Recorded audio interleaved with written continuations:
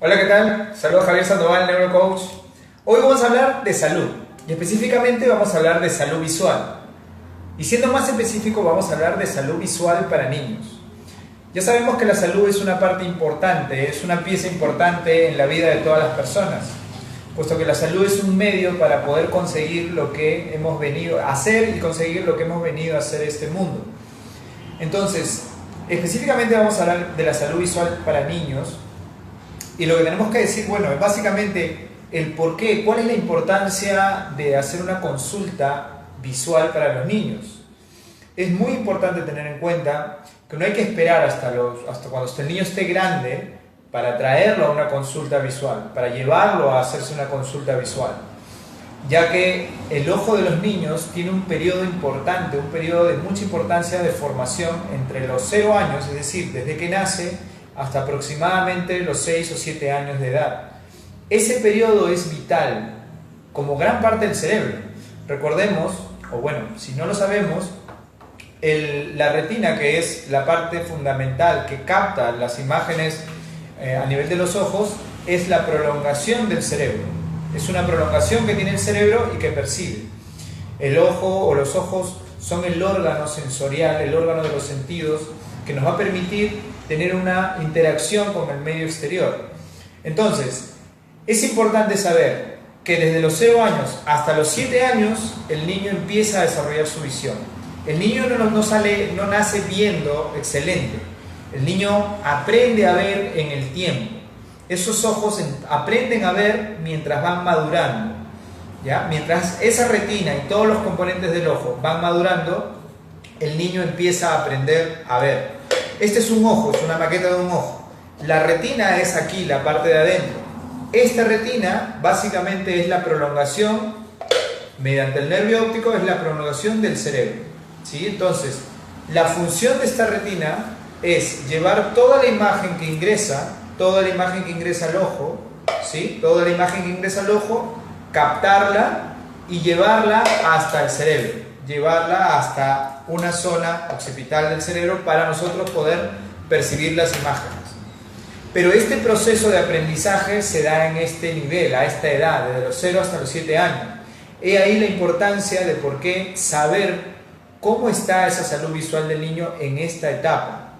Generalmente nosotros en consultorio hemos atendido a niños a partir de los 3 años. Antes de los 3 años, o antes de los 3 años y medio, es atendido generalmente por los pediatras, que también deben hacer ahí una auscultación a nivel ocular para ver si todo está bien.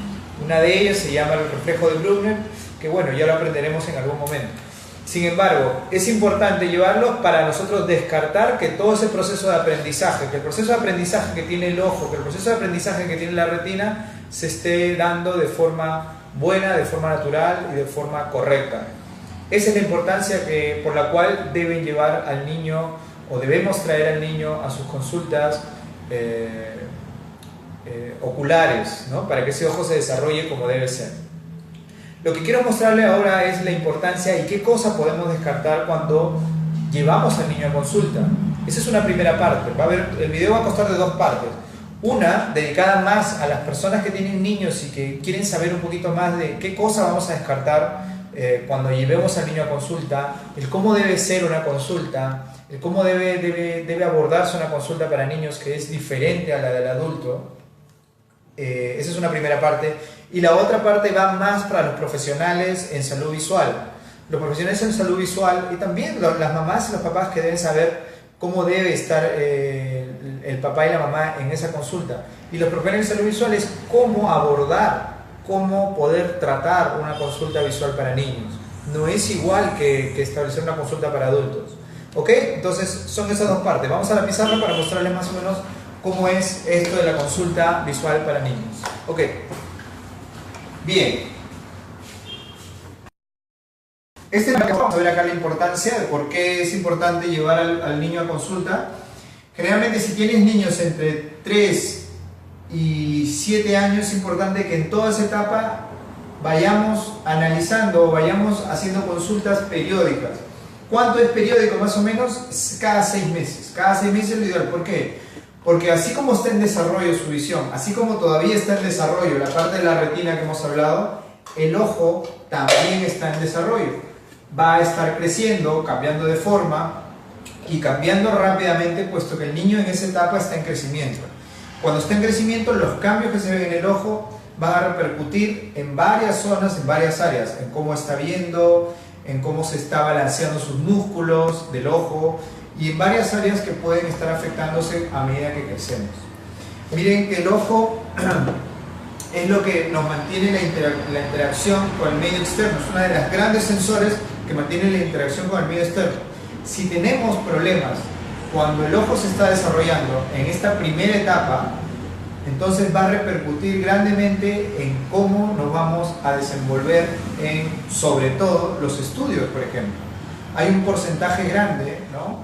El 50, entre el 30 y el 50% de los problemas en el estudio se deben básicamente a problemas oculares, a que el niño básicamente no ve bien la pizarra, no puede ver bien los objetos de lejos o no está percibiendo bien las cosas. Pero vamos más allá. Si no hay un buen desarrollo visual, el desarrollo motor a nivel del cuerpo también se puede afectar, porque no va a haber una buena coordinación entre el ojo y la mano, no vamos a poder tocar, agarrar cosas, porque no podemos medir las distancias como debe ser. Hay muchas repercusiones que se van a dar si es que no sabemos cómo se está desarrollando o si es que no velamos por un buen desarrollo ocular en este caso, ¿ya? Entonces, vamos a explicarlo un poquito por qué es importante. Acá tenemos, parece un caracol, pero no es un caracol. Acá tenemos los ojos del niño que están conectados mediante sus nervios respectivos al cerebro, ¿sí? Así funciona más o menos, a grandes rasgos, ¿ya? Entonces, la mamita puede detectar que su hijo aparentemente está muy bien.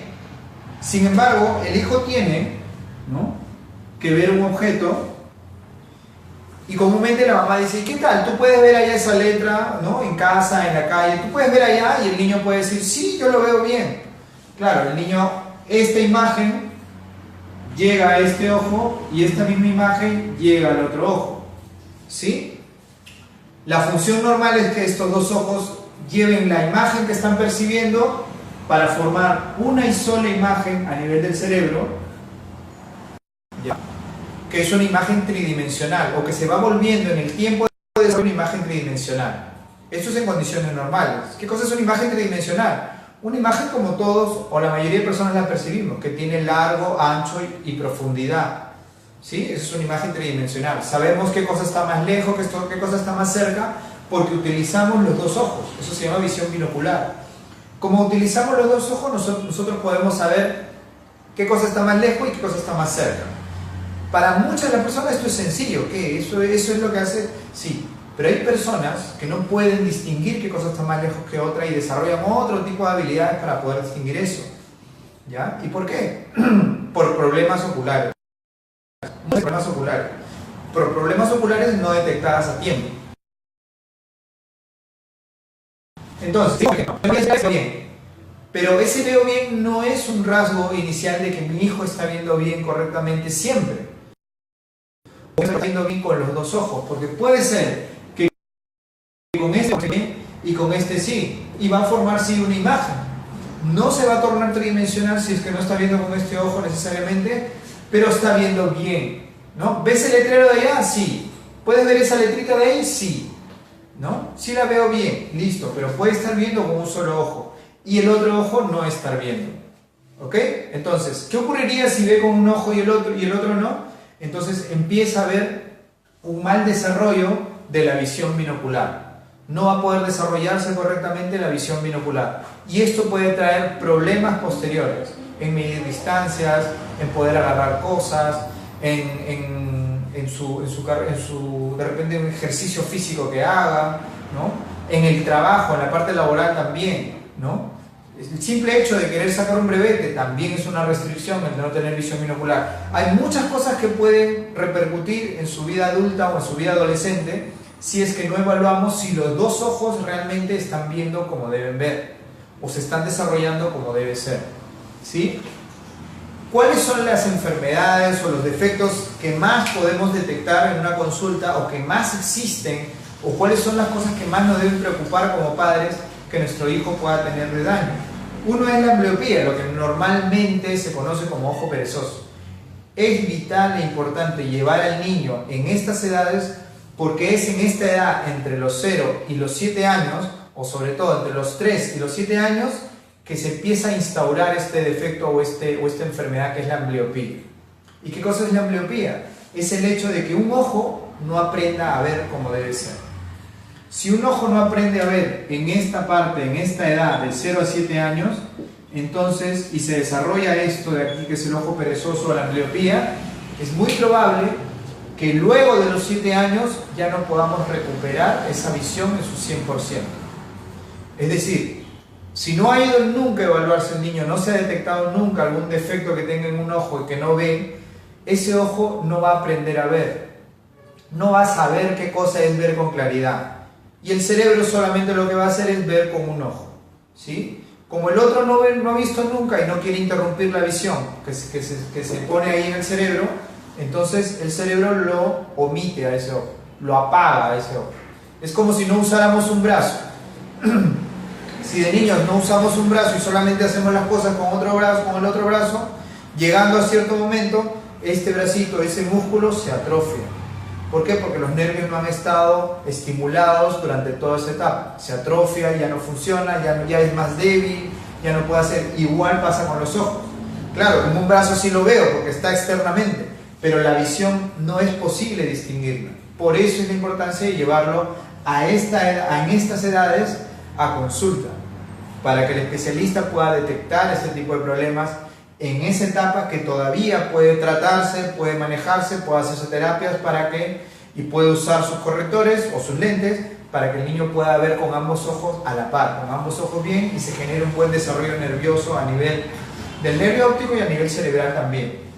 Esta es una de las principales cosas que debemos detectar en ese momento, una de las importantes. Otros son las desviaciones oculares también son en los papás que vienen a consulta, ¿no? Que está desviado, que no está desviado, ¿por qué está desviado? Sí, mi hijito desvía un ojo a veces no, la profesora me ha dicho. Entonces, a ciencia cierta tenemos que saber si está desviado o no, si es una desviación manifiesta o es una desviación latente, es decir, es una desviación que puedo verlo a simple vista, que puedo analizarlo rápidamente, o es una desviación que sucede a veces, en ciertas condiciones, y saber el por qué está sucediendo esto, cuál es la causa raíz de que esto sucede, ¿sí? Entonces las desviaciones oculares son otras de los defectos o de las enfermedades que se pueden descartar, entre muchas, ¿ok? Hay infinidad de cosas que se pueden ver en una consulta, ¿sí? También las infecciones, pueden verse de repente las inflamaciones, etc. Pero algo que tenga repercusiones en el futuro de un niño, básicamente estas dos son las más importantes. La ambliopía, o el ojo perezoso, y las desviaciones oculares, o lo que conocemos como estrabismos, ¿sí? Bien, todo esto muchas veces está relacionado con sus defectos refractivos. ¿Qué cosas son defectos refractivos? Sus medidas, las medidas de sus lentes, esos son defectos refractivos. Y ya muchos de nosotros conocemos algunos, muchos de los padres ya conocemos, sin ser especialistas, muchos conocemos sobre estos términos. Los defectos refractivos son básicamente tres que pueden haber: la miopía, la hipermetropía y el astigmatismo, ¿sí? Ojo, ninguna de estas es más leve que otra. No, que a mí me han dicho que el astigmatismo es peor que la miopía. Tiene igual de importancia, son simplemente diferentes formas de cómo llega la imagen dentro del ojo. En la miopía, por ejemplo, no llega. En la hipermetropía, esta imagen, entre comillas, traspasa al nivel de la retina. Y en el astigmatismo, la imagen se divide, se duplica, se divide en dos en la misma retina, a grandes rasgos, ¿sí? Entonces, todos estos defectos refractivos pueden ser moderados, leves o elevados o altos, ¿sí?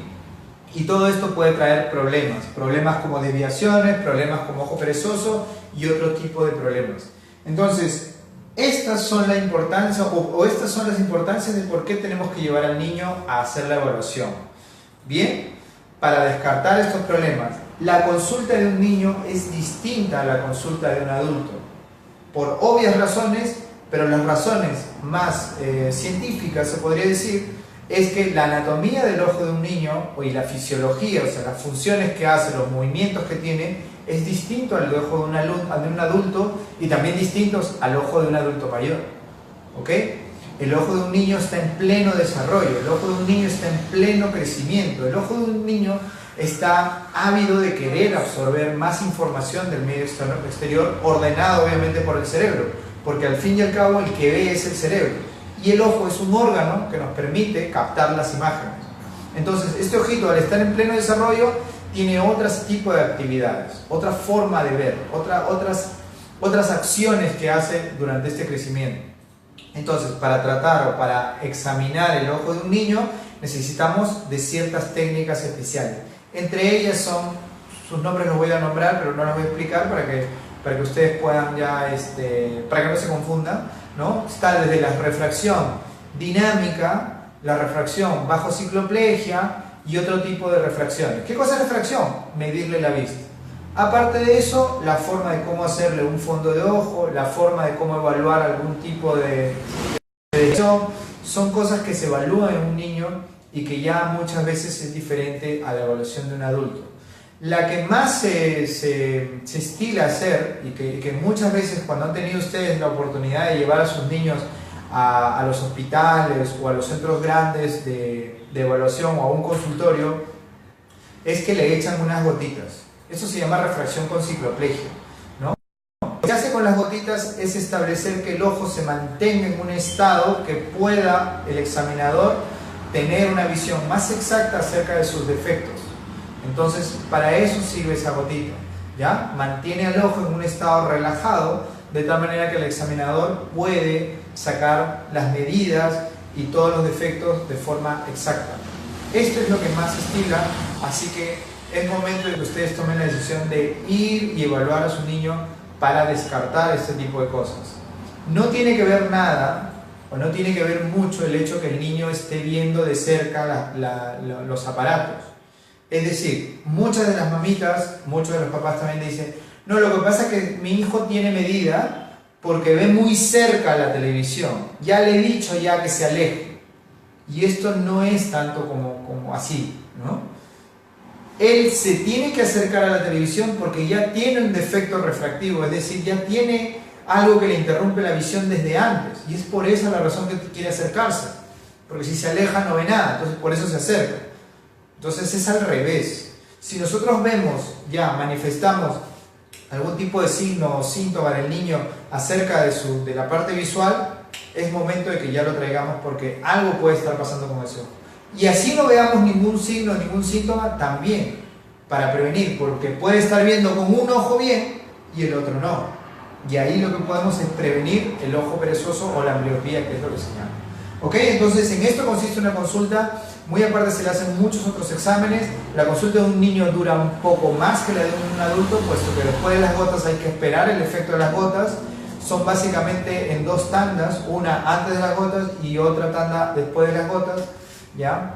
Al igual que cuando elijan una, que ya hablaremos en otro video, cuando se elija una montura o un armazón para el niño y el material de sus lunas también. Es todo un mundo distinto, existen materiales distintos, armazones o monturas distintas que son ideales para el estilo de vida que tiene un niño. ¿Ok? Bien, ahora vamos con la otra parte. ¿Qué es lo que ocurre en el consultorio? ¿Qué es lo que ocurre en un consultorio cuando tengo que atender a un niño? Y aquí hay dos partes. El niño siempre viene con la mamá o el papá, o ambos, ¿ok? Acompañando al niño. Entonces, el especialista se enfrenta entre comillas, a hacer la evaluación, se enfrenta a hacer la historia clínica con 3 personas o con 2 personas, ¿no? Puesto que el niño tiene que empezar a decirle cosas también que él realmente siente o que él ha vivido, el padre o la madre, lo que ellos han percibido, ¿ok? Entonces, tenemos que hacer un historial prácticamente familiar ahí para saber bien cómo encuadrar esta situación. Y para nosotros poder establecer una buena consulta necesitamos ciertas habilidades, ¿ok? No es igual que un adulto. Y estas habilidades no pasan necesariamente por las habilidades técnicas. podemos saber muchísimo sobre cómo hacer la refracción con cicloplegia, hacer la refracción de Mohindra y hacer un montón de tipos de cosas. Saber cómo hacer la retinoscopía, saber cómo examinar con el visuscopio, saber todas las técnicas que nos enseñan en nuestra formación técnica. Perfecto.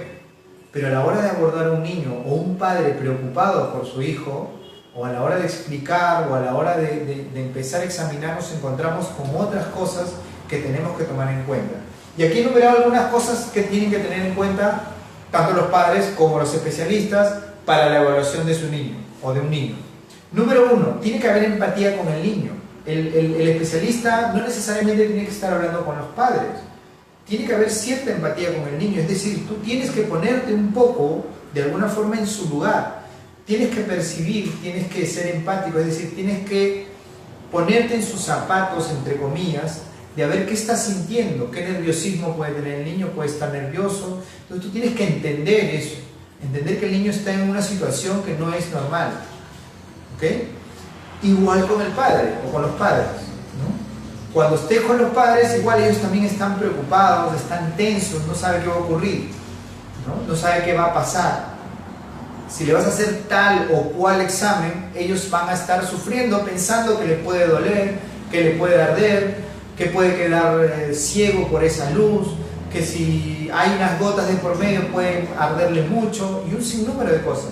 Todo eso te tiene que servir para explicarle al papá cómo es ese efecto, qué va a ocurrir, qué puede sentir el niño, ¿no? Qué va a sentir, qué va a pasar después. Todo eso, entonces, uno tiene que tener tanto empatía con el niño como una empatía como la mamá o el papá, ¿no? Hay que ser empático. No, no señor, no. Ya, yo soy el especialista y yo me encargo, no se preocupe. No es la forma, ¿ya? No es la forma, ¿ok? La idea es que sepan. Y esto todo se gana con la comunicación, con la información. Luego, decir la verdad, ¿ok? Es una de las cosas que yo utilizo en consulta. O sea, yo no le miento al niño. Si es que voy a hacer algún procedimiento que puede causarle algún tipo de ardor o dolor, se lo digo, se lo manifiesto.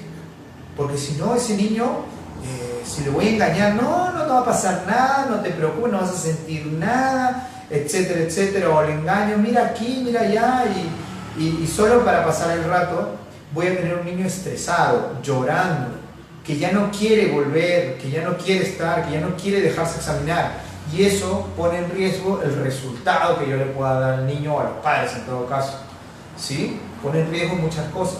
La idea es que el niño entre en una empatía contigo y al decir la verdad te crea, sepa que no estás mintiendo y él viva desestresado y empieza a estar mejor en la consulta. Le hace caso y empiezan a establecer una relación más armónica, ¿sí?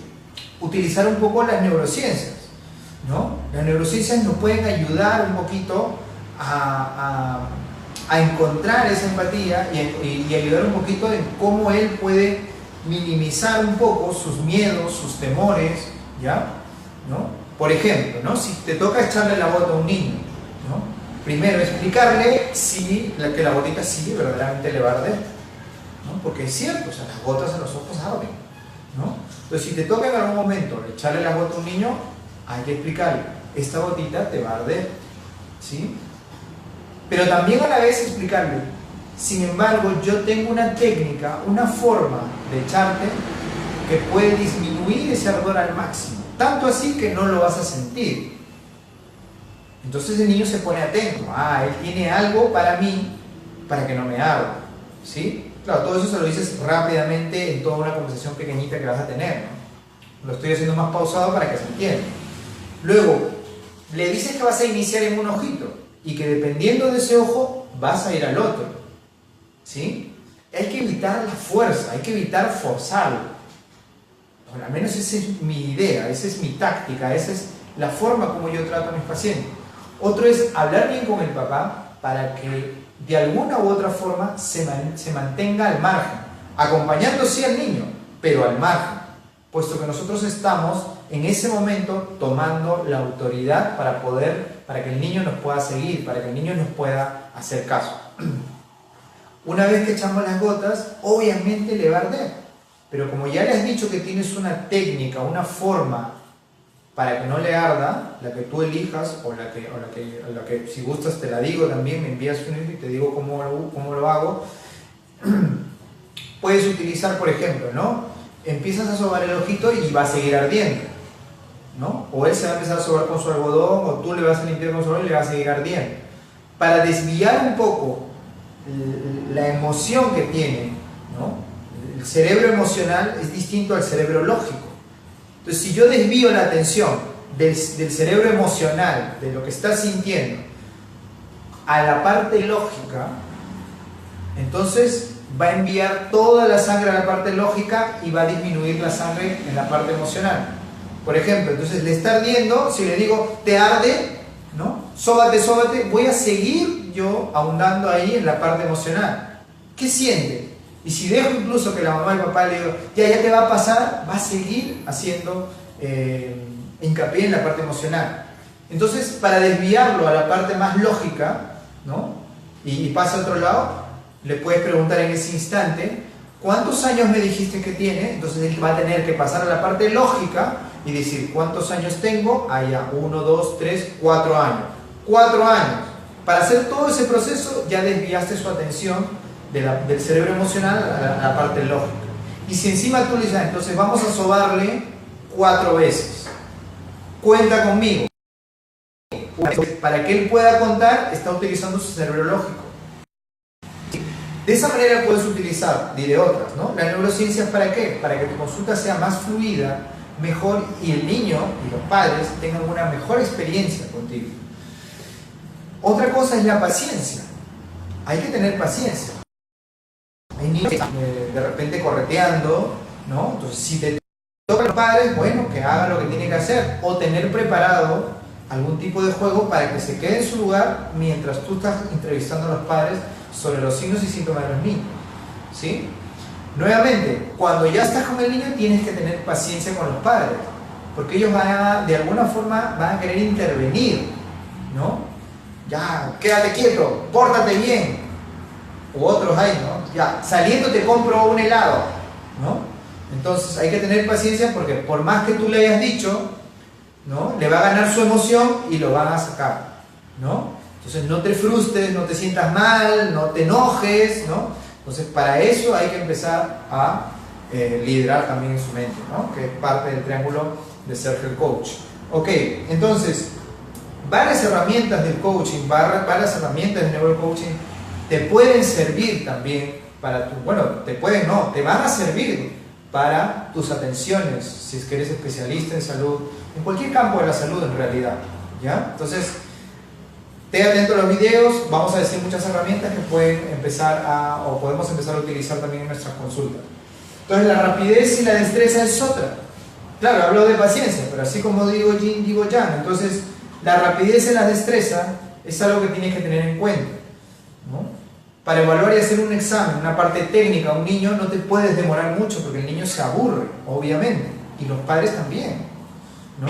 Se desesperan porque está de repente con la montura puesta o estás con la luz ahí mucho, ¿no? Entonces el niño dice, pues, ¿qué le está haciendo? ¿No? Le está doliendo, le está ardiendo, le está molestando, ¿no? Entonces tiene que haber rapidez y destreza, es decir, tienes que ya ser hábil para esas cosas, ¿ya? Y un camino para tener destreza y rapidez, obviamente, es la experiencia. Así que anímate a empezar a hacerlo, anímate a hacer, puedes fallar, puedes demorarte, puede haber críticas, sí. Sí puede haber, pero eso es tu camino al expertise, es tu camino a tener experiencia, a tener más destreza. Y si esto lo juntas con algunas habilidades blandas, como saber comunicar, tener actividad, tener empatía, vas a tener un éxito mayor en tus consultas. No solo la de los niños, también la de los adultos, también la de los adultos mayores y en varios campos del área de salud. Bien, entonces te dejo con estos tips, con estas dos partes. Ya saben, a las mamás, a los padres, lleven a su niño desde épocas o desde edades tempranas, ¿ya? Y a los especialistas tengan en cuenta estas cosas para que podamos estar mejor.